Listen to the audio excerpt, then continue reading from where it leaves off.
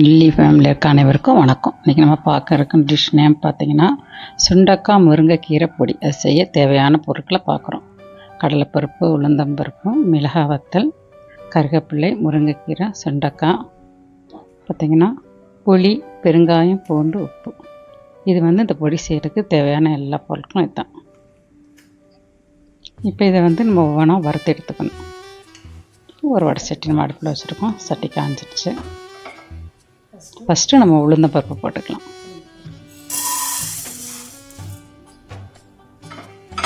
Oil ஊற்ற வேண்டியதில்லை, சும்மாவே நம்ம வறுத்து எடுத்துக்கலாம். உளுந்தம்பருப்பு கொஞ்சம் நல்லா சிவந்து வரணும், அது வரைக்கும் நம்ம நல்லா வறுக்கணும். இது வறுக்கிறப்பே கூட நம்ம இதில் மிளகாய் வத்தல் நம்ம இதில் சேர்த்துக்கலாம். ரெண்டும் சேர்ந்து கூட ஒரே டயத்தை நம்ம வறுத்து எடுத்துக்கலாம்.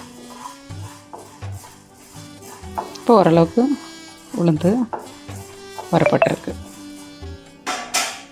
இப்போ அது இல்லாமல் மிளகாய் வத்தல் போட்டுக்கலாம். இப்போ அதையும் அப்படியே வறுத்துக்கலாம்.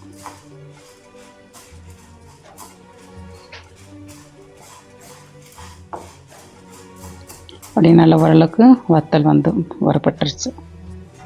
இப்போ நம்ம வத்தலாம் தனியாக எடுத்துக்கலாம். பாருங்களேன், உளுந்து பாருங்களேன் செவந்து வந்துடுச்சு. இப்போ அது ஒரு பிளேட்டில் அப்படியே மாற்றிக்கலாம். அது சட்டி காஞ்சிடுச்சு ஓரளவுக்கு. இப்போ நமக்கு அடுத்து ரெண்டாவது கடலைப்பருப்பு போட்டுக்கலாம். அதை அப்படியே வறுத்து விட்டுக்கலாம். அது ஓரளவுக்கு நல்லா ரோஸ்ட்டாக வரணும். அது ஒரு கலர் கொஞ்சம் சேஞ்ச் ஆனோடனே நம்ம எடுத்துக்கலாம். இந்த எல்லோ கலர் மாறணும், கொஞ்சம் லைட் ப்ரௌனாக வர்றப்போ வந்துடுச்சு. அப்படின்னா இப்போ அதை பிளேட்டில் மாற்றிக்கலாம்.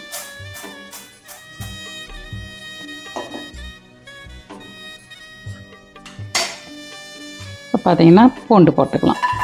பூண்டு தோல் உரிக்காமல் அப்படியே போட்டுக்கலாம். அதை அப்படியே வறுக்கலாம். ஓரளவுக்கு அது அந்த தோலெல்லாம் கலர் கொஞ்சம் சேஞ்ச் ஆகும்.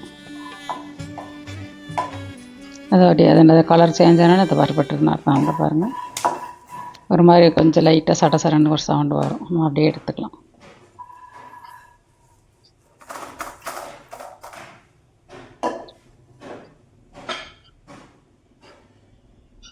நம்ம புளி பார்த்திங்கன்னா அந்த புளியில் அந்த விதை நார் எதுவும் இல்லாமல் தனித்தனியாக நம்ம பிச்சு போட்டுக்கணும். இந்த புளி எதுக்கு நம்ம வறுக்கிறோம்னா, அந்த புளியில் அந்த ஈரத்தன்மை இருக்கும் பாருங்களேன், அந்த ஈரத்தன்மை நம்ம பொடி செய்கிறதுக்கு அந்த ஈரத்தன்மை இருக்கக்கூடாது. அதனால் நல்லா புளியை பார்த்திங்கன்னா அப்படியே ரோஸ்ட் பண்ணிக்கும். அந்த ஈரத்தன்மை போயிடுச்சுன்னு வச்சுக்கோங்களேன், கொஞ்சம் ஓரளவுக்கு காஞ்சிருக்கும். நம்மளை மிக்சியில் போட்டு அரைக்கிறதுக்கும் நல்லாயிருக்கும். பொடியில் அந்த ஈரத்தன்மை இல்லாமல் இருந்தால் 4 படம் நம்ம வச்சுக்கலாம்.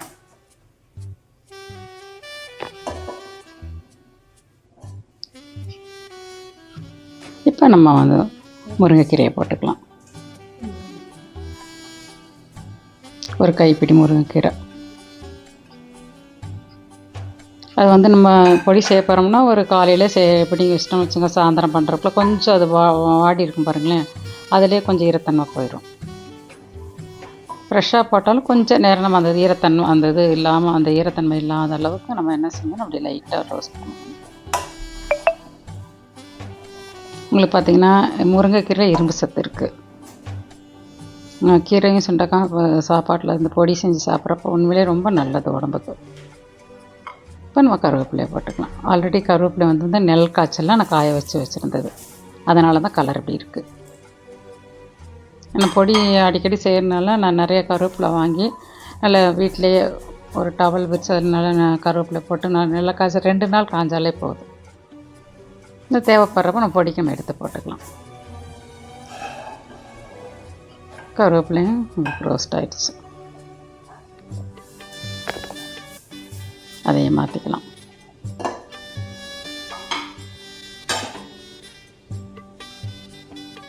இப்போ பார்த்திங்கன்னா நம்ம உப்பையும் பார்த்திங்கன்னா வறுத்து எடுத்துக்கணும் பொடிக்கு.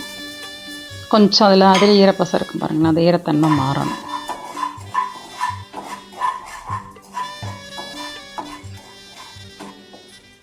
அதை அப்படியே பிளேட்டில் மாற்றிக்கலாம். இப்போ வந்து பார்த்திங்கன்னா பெருங்காயம் நம்ம பொரிக்கிறதுக்கு பார்த்திங்கன்னா கொஞ்சம் ஆயில் ஊற்றணும். அப்போ தான் அது கொஞ்சம் நல்லா சீக்கிரம் பொரியும்.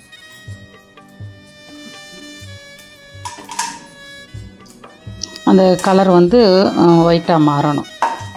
அப்போ தான் பொரிஞ்சிருக்குன்னு அர்த்தம். இந்த எண்ணெயில் போடுறப்ப தான் அது சீக்கிரம் பொரியும். அந்த பாருங்கள் கலர் மாறி சேஞ்ச் ஆகிருக்கு பாருங்கள். இது எல்லா பக்கமும் ஈவனாக அந்த கலர் மாறணும், பொரியணும். அதுக்கு நல்லா நம்ம பெரட்டி விட்டு நல்லா பொரிச்சுக்கணும். அடியில் அந்த சைடில் இருக்கும் பாருங்கள், அதெல்லாம் வந்து அந்த சட்டியில் நம்ம பெரட்டி விடுறப்ப எல்லா பக்கமும் ஈவனாக ஒரே மாதிரி பொரிஞ்சிடும். இது எல்லாமே பொரிஞ்சிடுச்சு.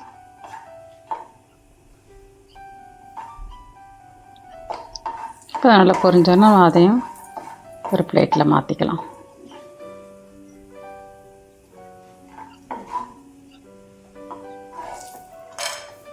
அதை எடுத்துக்கலாம்.